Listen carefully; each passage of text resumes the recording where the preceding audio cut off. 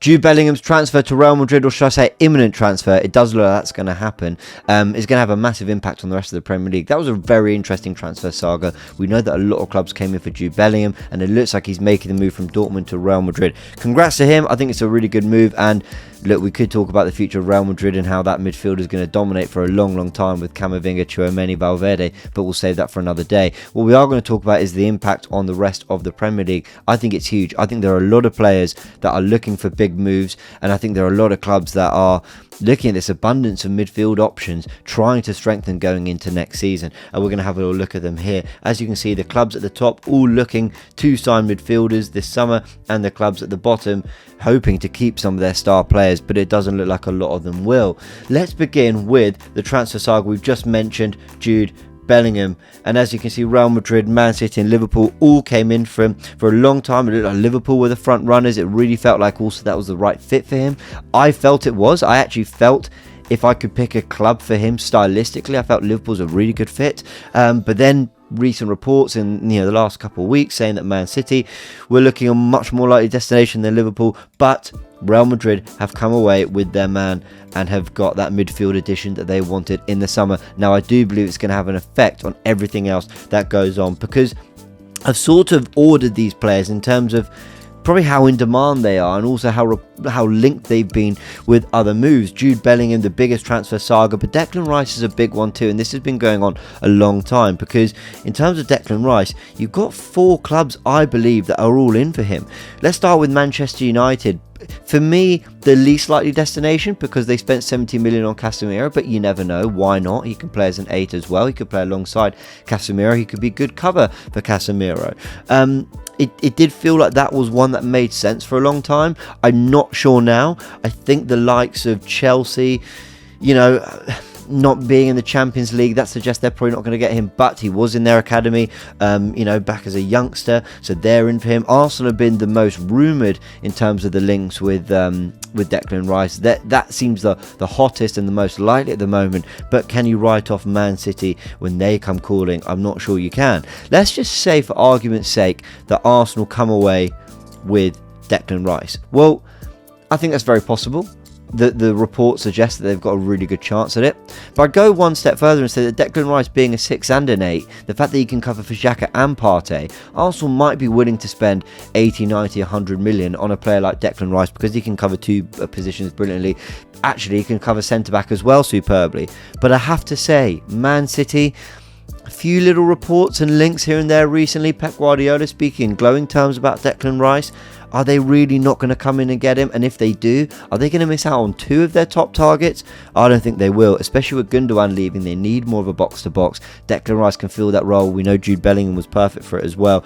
But I think there's a real chance that Man City come in and nick Declan Rice. I don't think Guardiola says things for no reason. I think he's starting to just put it out there that, you know what, Declan, I know you've got this interest elsewhere, but there's, we'll come in for you too. Look, I think there's a very real chance Arsenal pick up Declan Rice. But if I have to really be brutally honest with myself, I think City might just go ahead and nick that player. And Edu hasn't actually proven that he can get a really, really big transfer over the line for Arsenal yet. Man City, well, they do that comfortably. So, yep, I think Declan Rice could go to Manchester City. So, who's next in line? Moises Caicedo. And I believe that there are 3 teams looking at Caicedo. Arsenal, Chelsea and Liverpool. Arsenal had big bids in January, rejected for Caicedo. He then signed a new deal, but I don't think it's out the realms of possibility that he moves again this summer. Chelsea, again, they need a number 6. They've been linked with a Caicedo before, and Liverpool have been linked with Caicedo as well. But I think there's a plot twist here, and that plot twist being his teammate, Alexis McAllister. And Man United, I could see coming in for him, as well as Liverpool. Not only I see it, it's actually been reported. I think Fabrizio Romano said that Liverpool and Man United are two clubs looking at the player. He thinks Sabitzer is only there on loan. McAllister can play alongside Casemiro to cover for Eriksen. He can play in the 10 to cover for Bruno Fernandes. He's a very complete midfielder, but it feels like Liverpool are really pulling ahead with this deal. And I actually think that they're going to get McAllister in this summer. because he can play in a midfield 3, he's got that creativity. He can probably cover for a Thiago, but he's got that ability to play in midfield 3, to play as a 2 in a midfield pivot. He's very, very complete. I think Jurgen Klopp is going to want him in his side, and I think they're going to get him. So do I think that Brighton therefore are going to lose 2 of their key central midfielders after, one of, if not the best season they've ever had? It looks like they're going to get European football. And the answer is no. I don't think they're going to lose both, especially as Caicedo's only just signed a new deal. I will say it's very possible. And if the money's right, I think they'll do the deal. But what does the money being right mean? 80, 90, 100 million? I think he's a £60 million player. And I think there's other options out there that will mean Arsenal and Chelsea's hands aren't completely forced. Therefore, I actually think Brighton retain Caicedo throughout this summer and have him for one more year, and actually think De Zerbi will be there another year. I know he's been linked with moves away, but I think Caicedo, De Zerbi will be there one more year, and I've got no doubt that they will recruit very well to ensure that they are absolutely covered in that position. So what happens next? Well, I think it's worth remembering that Liverpool, yes, might go in for McAllister. Arsenal, yes, might go in for Caicedo. But there's another player they're both interested in, and that is Mason Mount. Now, Mason Mount, a very different profile to what I've just linked Arsenal with in Rice and Caicedo. He is more of a number 10/8. We know that Arsenal have been linked with him. No, David Ornstein has said, and Charles Watts have all said that Arsenal are very interested in bringing Mason Mount to Arsenal. He can play as an 8, he can play off the 9 in a 10 position. He can play in a midfield 3, he could even play wide if needed. But I think Liverpool, if Liverpool put everything into signing Mason Mount, I would say that they're going to get him. But it looks like they're really pushing ahead with McAllister. And because they're quite similar, and Arsenal do need to address both the 6 and the 8 position, I think Arsenal are going to come out with Mason Mount. But before they do, I think Liverpool might turn their attentions elsewhere to a probably much more cheaper option to add more depth into their midfield and come out with Núñez, meaning that Arsenal will come away with Mason Mount. I do think Liverpool will go in for Matheus Núñez. The links have been around for quite a while. They were linked with him last time before he went to Wolves. He's only had 1 year there, but I actually think they'll go back in for him and they'll add a little bit more power and presence. McAllister, very good complete player, but not the tallest. I think Núñez has a little bit more steel in that midfield whilst having a lot of guile, and I think that would be 2 very good acquisitions for Liverpool in one summer to add to their midfield. So, who's next?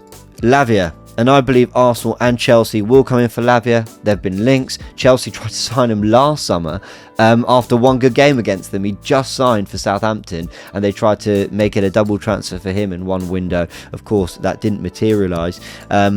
Arsenal, I think, will come in for Lavia because I do think they want to get a 6. I think the bids for Caicedo tell you that they want to address that position. I actually think Jorginho could go this summer. I think he'll have been just a good service for 6 months. I actually think he could be off, and I think Arsenal will come away with Lavia, and I think Chelsea will ultimately end up with no new midfield signings, or if they do, they'll look elsewhere outside the Premier League and ultimately lose Mason Mount, because you've got to think they're trying to offload players. I think Kovacic is another one that could go, and I would add actually that Kovacic could be an option for Manchester City. We should remember that as well. I haven't included him in this, I've only just remembered, but Kovacic is another one who could have an impact in this. Maybe if Man City get Kovacic, then Declan Rice goes to Arsenal. So there's a real domino effect. There's so much stuff that could come depending on what ultimately Manchester City decide to do. And if Manchester City come in for a lot of these players, then you're talking about, the price is going up as well.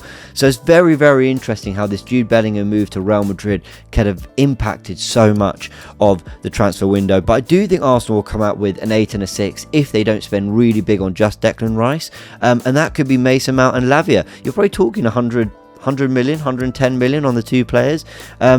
And if Lavia and Southampton go down, then that's a slightly cheaper, signing. Maybe he can come in for about 30-40 million. But yeah, I do think Arsenal might get both. But we go one forward and we see maybe if McAllister does go to Manchester United, Liverpool could end up with just Núñez, because I mentioned Manchester United and all this and haven't given them a player to sign. But they might end up getting McAllister as well. And then Liverpool just go for Núñez or come in for Mount as well. So look, it's very interesting. I think this could end up in lots of different ways. And look, these are my predictions at the moment. Actually, that's not my prediction. My prediction is what I had just before. Let's put it back to this. This is my prediction. I think Arsenal will end up with a 6 and an 8, Mount and Lavia. I think Liverpool will end up with McAllister and Nunes, or maybe someone else as well, because I think they like Bajcetic, who can play in the 6. They got Fabinho, who could play there. Henderson can cover in the 6. Man United, I think, will look elsewhere. I think they'll look for a De Jong or someone like that to add to their midfield. Maybe makes a bit a permanent transfer. And yeah, Chelsea will look abroad, and Cecil will end up at Brighton, and Declan Rice might well go to City. But like I said, that Kovacic one could change things too. So a lot covered there, a lot of different things that could happen. These are just very loose predictions, but I'd love to know your thoughts. Let me know in the comment section below. And I've got to ask, do hit the like button. It really helps with these videos. So subscribe to the channel if you haven't yet, because I'm always putting out content on Monday, Wednesday and Fridays, covering football, covering the Premier League, covering the clubs and the talking topics you love. So yeah, many thanks for joining me. Really appreciate it, and I'll see you very soon.